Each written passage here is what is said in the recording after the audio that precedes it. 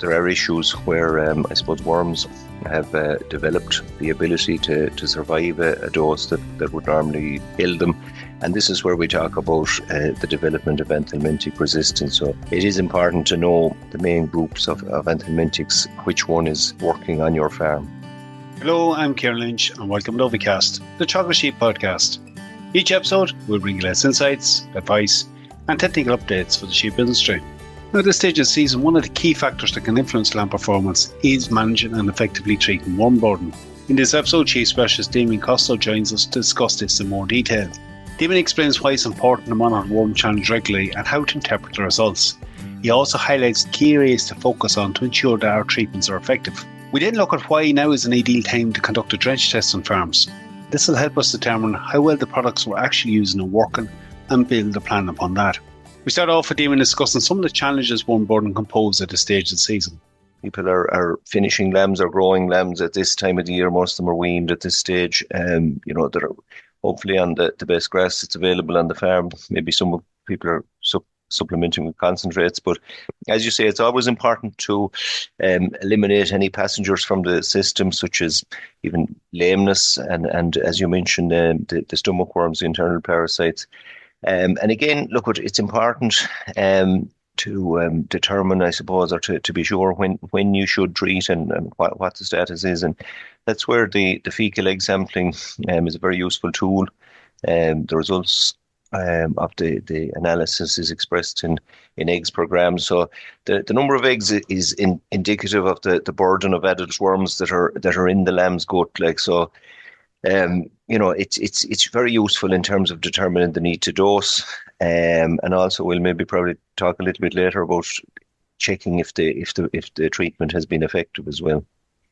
Damian, I suppose if we were to put this in full context, we've probably two challenges here. We've one that we do need to keep lambs moving and performing, and we also have to consider anthelmintic resistance, which we'll probably discuss a bit more later, but that we actually need to keep the products working. But I suppose the more immediate thing facing a lot is that burden that lambs are facing, that can dip performance, but it's hugely variable at this time of the season.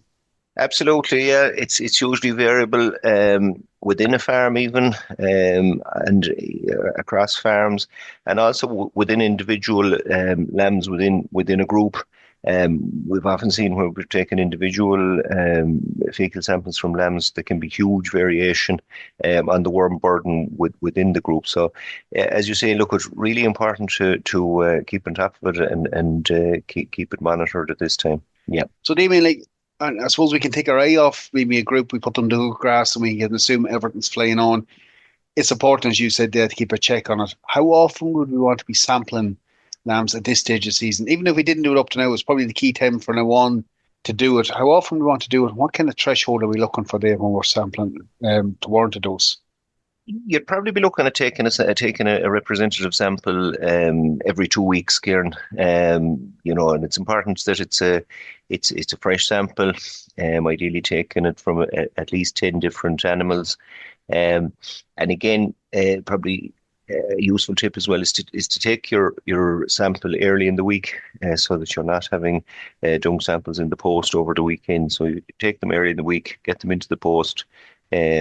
And as you say, look, really important to regular sampling during this high risk period. It's around now that we're seeing counts rising rapidly, egg counts. The second part of your question, I suppose, as I said earlier on, the results of the fecal samples is expressed in eggs per gram. So look, we sort of talk about an adapted dosing threshold of about 500 eggs per gram. From once you get to that or above it, you're going into treat. If you take a sample today and you find that there's little or no eggs per gram, you can come back in 2 weeks later and see what the story is. But as you say, they can rise quite rapidly at this time of the year. David, in the case when the count comes back exceptionally high, would you be concerned about anything else there? Yeah, look, we have come across cases of people who have confirmed that they had issue with another worm, Homunculus contortus or Barber's poleworm, as it's more commonly known. In that situation, it's important to chat to your vet and see what the options are to confirm that this is the issue. Sometimes, or probably the advice in that particular case is to check the yolks. Normally, yolks wouldn't have a high worm count, but if you had your yolks coming back with quite a high worm count, it could be an indicator that homuncus is an issue on the farm. So, as I say, seek veterinary advice in that case to see what are the next steps. And you're talking there in the thousands, really, in them counts? You'd be talking in the thousands, really, yeah. Look, I suppose when we're looking at that, there's a whole host of information comes back in these reports now. It's the strong guile egg count is the one that we're really concerned about at the moment. Correct, yeah. They're more often than not on the reports. They're detailed as strong guiles, and you'll see maybe a figure for nematodirus there as well at this stage. That's the early season worm, which we would have been hitting in the first dose. But at this stage of the season, lambs at this age are immune at this stage really to nematodirus. So it is the strong guile count in terms of eggs per gram that you're looking at to determine whether you need to dose. So.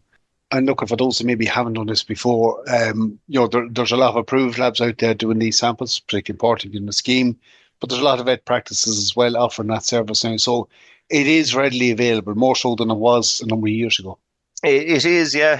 A lot of the vet practices are offering, as you say, the service, and even under the Teagasc program, the vet will be able to offer you a consultation on the whole area of anthelmintic worm control on the farm, and they can offer you up to 2 free fecal samples as part of that as well. So maybe it's something that people will look at. But as you say, there's a number of approved labs that are complete the task as well.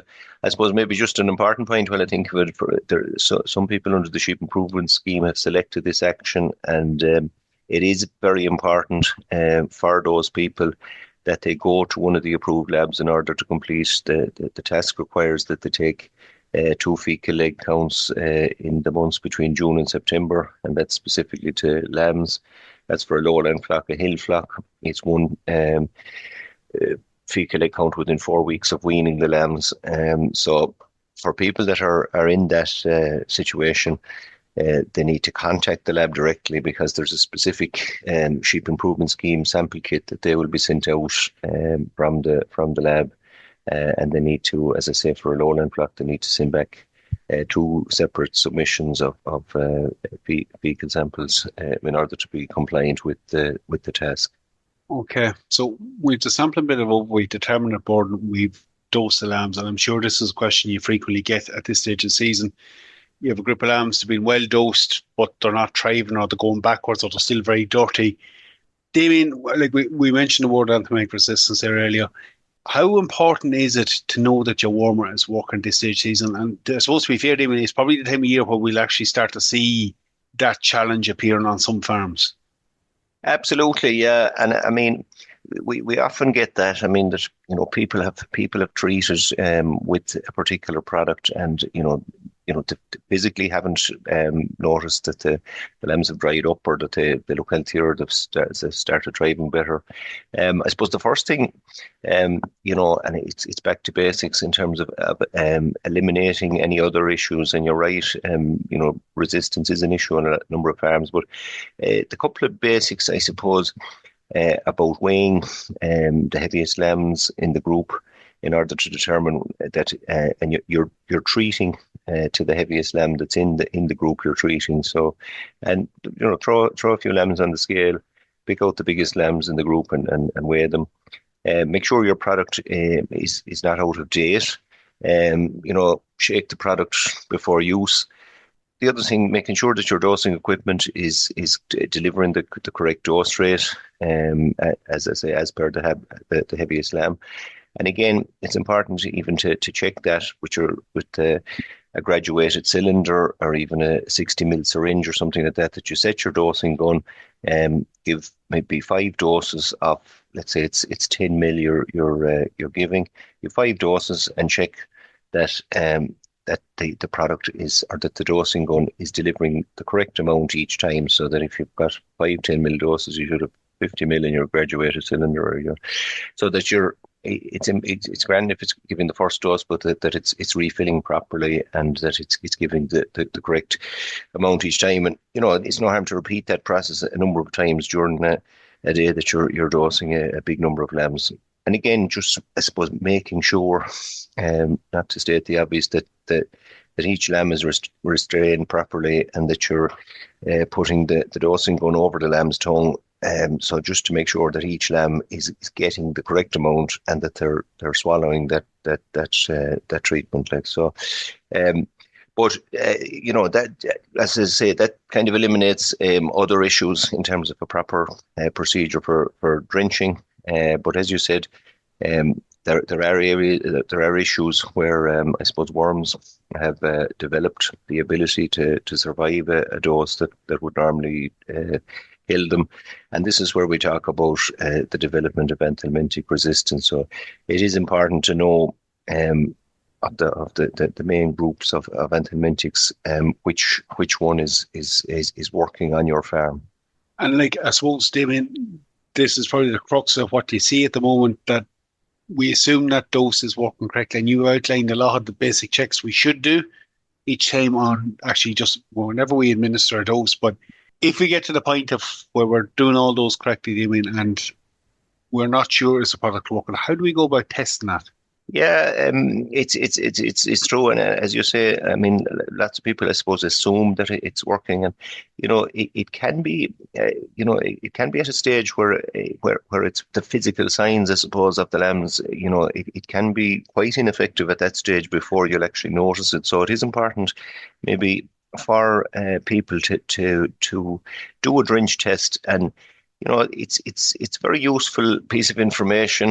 Look, it has its limitations, but effectively, I suppose what you're doing is taking a dung sample when you establish that you need to treat the lambs for worms based on your fecal egg samples.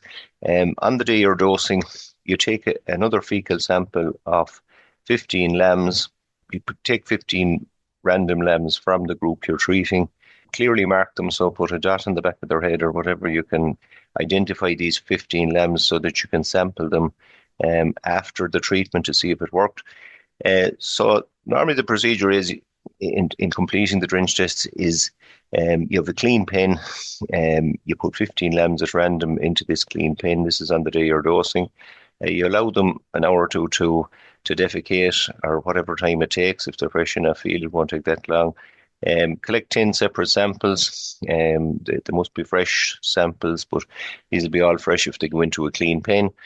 You then proceed to treat all the lambs, including this group of 15 that you've selected for a retest, with the wormer to be tested. And again, as I said earlier, making sure that you're dosing to the heaviest lambs and so on. You send off the 10 separate dung samples to the lab as soon as possible. I suppose, again, avoiding having them in direct sunlight or anything like that, but ideally send them off on the day that you take them. And as I said, put them in the post early in the week, ideally. So you get a record of the pre-treatment egg count. So then, either 7 days later or 14 days later, you'll take a second sample. So it's 7 days in the case of a levamisole-based product, we'll say a yellow drench. You're coming back 7 days after the treatment to take your post-drench sample. And for the other groups, we'll say the benzimidazes, the whites, or the clears, the ivermectins, you're coming back 14 days post-treatment to take the second sample. So you're gathering the same 15 lambs that you marked the last time back into the clean pen, and you take the post-drench sample and post it on as before. So then you have a record of the pre-treatment egg count, and you have a record of the post-treatment egg count, and you can proceed then to calculate how effective the treatment has been. And when we get those two numbers back, Damien, so you know what the burden was at the beginning, you know how many worms are left after the treatment. What do we do with them numbers then? Yeah, sure. Like I suppose the 100% result is that, let's say you started at 600 eggs per gram, and the post drench count was zero, so you've had a 100%. But what you do to calculate it is you take the egg count from test one, so the egg count you took just before you treated them. Then you have the egg count either 7 or 14 days later. So you see what the difference is. So let's say it went from 600 down to 50. You've had a reduction of 550. So you get that as a percentage of the original egg count, which was 600, and you just work out. The threshold, I suppose, that we say that the product is not effective or there's possible resistant problems is where you have less than a 95% kill. So it's effectively you're getting the difference between the post drench and or the pre drench and the post drench, and you're getting that as a percentage of what the original worm count was. So if it's over 95%, you're happy enough that your wormer or that particular group of wormers is still effective on the farm. So to take your example there, Damien, like we had the count of 600 beforehand and you've a count of 50 afterwards, that's a 91% kill. So you're starting to see evidence of resistance, or maybe it was a dosing error or that. But I like at that stage, you probably won't see the physical signs, but like you'd have seen some, I'm assuming, over the years, a lot worse than that. Absolutely, yeah, absolutely. I mean, it's starting to be an issue. As I said, you probably won't notice the physical kind of, as in you won't notice in the lambs that they haven't responded to the treatment, but it is, and you know there can be. I suppose it's important to say that the drench test has its limitations in that it's not an individual test on a per lamb basis. There is a fecal egg count reduction test that we've done on a number of farms, several farms before, where we're doing individual samples pre and post. But the drench test nonetheless is a useful indicator, I suppose, as to what the status is. And in that particular example we gave, I suppose, it probably is the start of resistance. You know, it can be maybe. It can be what we've seen from individual samples from a group of lambs is there can be huge variation in the counts within the group. I mean, you can have an individual lamb in the group in the thousands eggs per gram, whereas you can have another individual lamb that's down at 100 or 200 eggs per gram. So there's massive variation within the group, but it's important, I suppose, to carry out the steps as we described in terms of randomly picking the 15 lambs and making sure you get the same 15 lambs back into a clean pen or a clean trailer on the second day in order to take your post drench sample. But it's useful piece of information to have on the main groups of wormers that are there. And I suppose look at it's, as I say, it's an indicator, and we've seen cases where it'd be down at 50, 60, 70% effective. At that stage, you'd be noticing fairly serious performance issues. And the other thing you'd be noticing, I suppose, is that egg counts for people that are sampling every 2 weeks, you'll find that if the product is ineffective, that the egg counts will tend to rise quite quickly after a treatment. So maybe that's another indicator that you should complete the drench test and see what the story is with the different anthelmintic groups that you're using on the farm. Yeah, but I'd say, like, to be fair, it's essential for farms that encounter problems with lambs this time of year in terms of performance severely dipping off, and some of them challenges we mentioned earlier. But it really should be an essential task complete on all farms, just to take a check of where am I at this year. I know it takes a bit of time and investment, but in the long term, like, this is very useful information. Absolutely, yeah, and like it's look, it's like anything, Kieran. If you're going to the bother, I suppose, of if you're going to the bother of doing this kind of the likes of the drench test, and that it's important to do it properly. But as you say, look, it's very useful information to have, and at least if hopefully people are getting positive results, that gives you that bit more confidence that if you are treating with a particular group of products, that you're expecting that it's effective and that you will get a bounce in performance from it. As you say, the opposite is the case where people maybe are treating, but still maybe struggling to maintain lamb thrive, and there can be other issues at play there. But it's about I suppose getting that bit of information for yourself to see that at least as I say, when you're treating with a particular product group, that you're fairly confident that it's effective in your case. I suppose the other thing, I suppose, on completing the Drench test, is it's always useful to speak to your vet or your advisor in terms of coming up with a plan for treatment for the rest of the year and for future years, so that if you know what product groups are working effectively, talk to your vet to put in place a plan, I suppose, of what products to use at different stages of the year. Damian, thanks for that update. It's useful at the moment. Good having you on. No problem, Kieran. Thank you. We'll leave it there for this week's episode. I'd like to thank Damian again for coming on with us. I have included a link in the show notes, a useful video that just highlights how to go about conducting a drench test and breaks it down into some very simple steps. That's it for me. For updates from our sheep programme, keep an eye on our Twitter page at Teagasc Sheep. I'm Kieran Lynch. Thanks for joining us. Don't forget to subscribe and follow us wherever you get your episodes.